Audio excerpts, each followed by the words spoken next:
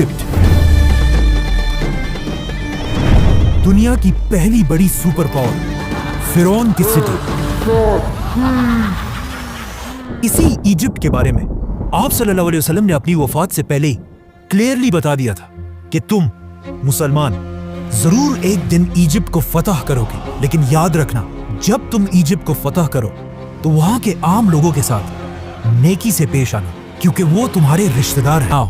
आप सल्लल्लाहु अलैहि वसल्लम की वफात के कुछ ही अरसे बाद मुसलमानों ने उमर बिन खत्ताब की लीडरशिप में रोमन और पर्शियन एम्पायर को हराकर उनसे ये सारे इलाके फतह कर लिए। लेकिन जैसे ही मुसलमानों ने ये सारे इलाके फतह किए, अचानक यहाँ पर एक बहुत बड़ा मसला हुआ। इन नए इलाकों में एक बहुत ही खतरनाक बीमारी ताउन हर तरफ फैल गई, जिससे मुसलमानों की स्पीड तो खत्म हो ही गई, लेकिन इस बीमारी से मुसलमानों के सारे बड़े जनरल्स शहीद हो गए और नए जनरल्स को चांस मिला कि वो आगे आकर मुसलमानों को लीड कर सके।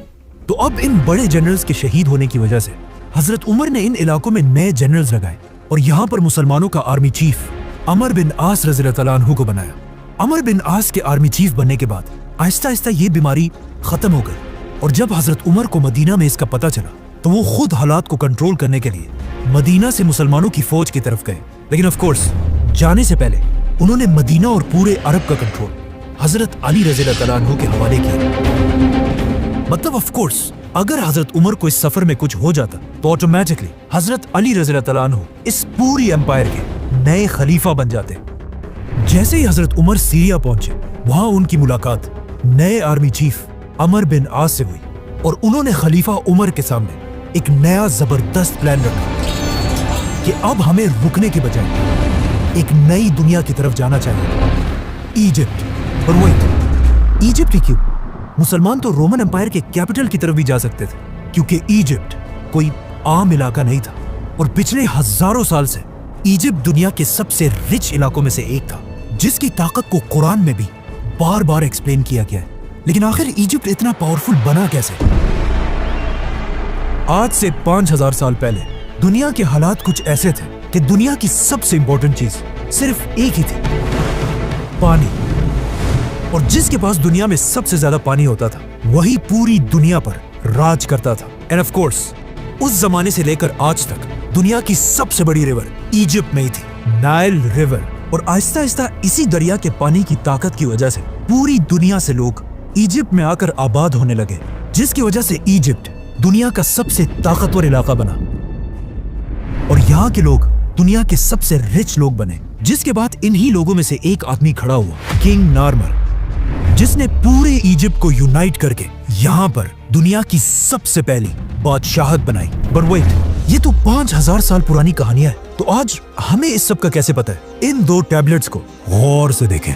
आज तक आपने जिंदगी में जितनी भी इजिप्शियन राइटिंग्स देखी हैं, उन सब में दुनिया की सबसे पुरानी इजिप्शियन राइटिंग्स यही 2 टैबलेट्स हैं, जिसमें किंग नार्मर को क्लियरली देखा जा सकता है।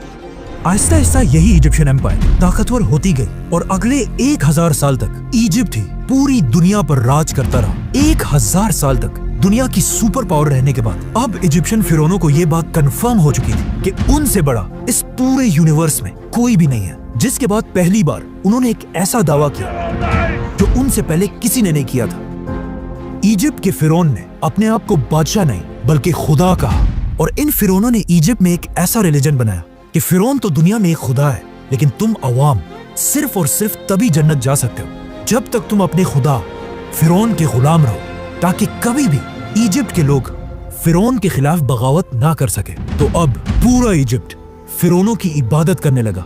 लेकिन आहिस्ता आहिस्ता इन फिरौनों के रिलीजन में भी कुछ चेंजेस आने लगी और आखिर यहाँ पर एक बहुत ही अजीब कॉन्सेप्ट आया कि हर फिरौन खुदा नहीं है, बल्कि सिर्फ वही फिरौन खुदा रहेगा जिसका जिस्म उसके मरने के बाद भी हमेशा के लिए till the end of time बिल्कुल ठीक ठाक रहे।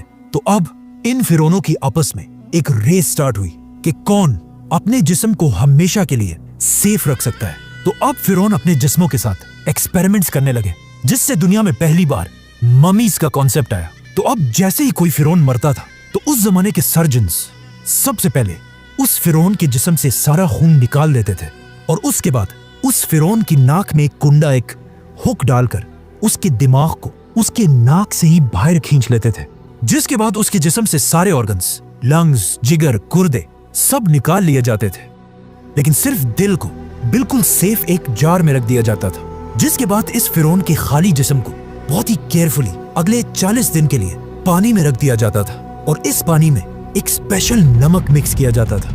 40 दिन के बाद फिरौन को निकालकर उसके खाली जिस्म को रेत से भर दिया जाता था ताकि वो हमेशा के लिए अपने सही शेप में रहे। और फिर फाइनली फिरौन के जिस्म पर तेल और हनी लगाकर उसके जिस्म पर हमेशा के लिए व्हाइट पट्टियां बांधी जाती थी और फिर उसे एक बहुत ही महंगे ताबूत में बंद कर दिया जाता था। इस ताबूत में फिरौन के जिस्म के साथ साथ खाने पीने की चीजें, बहुत सारा सोना और मोस्ट इम्पोर्टेंटली उसका दिल उसके साथ दफना दिया जाता था। आहिस्ता आहिस्ता मरने के बाद हर फिरौन अपनी मम्मी बनाने लगा और ये बिल्कुल एक आम सी बात बन गई।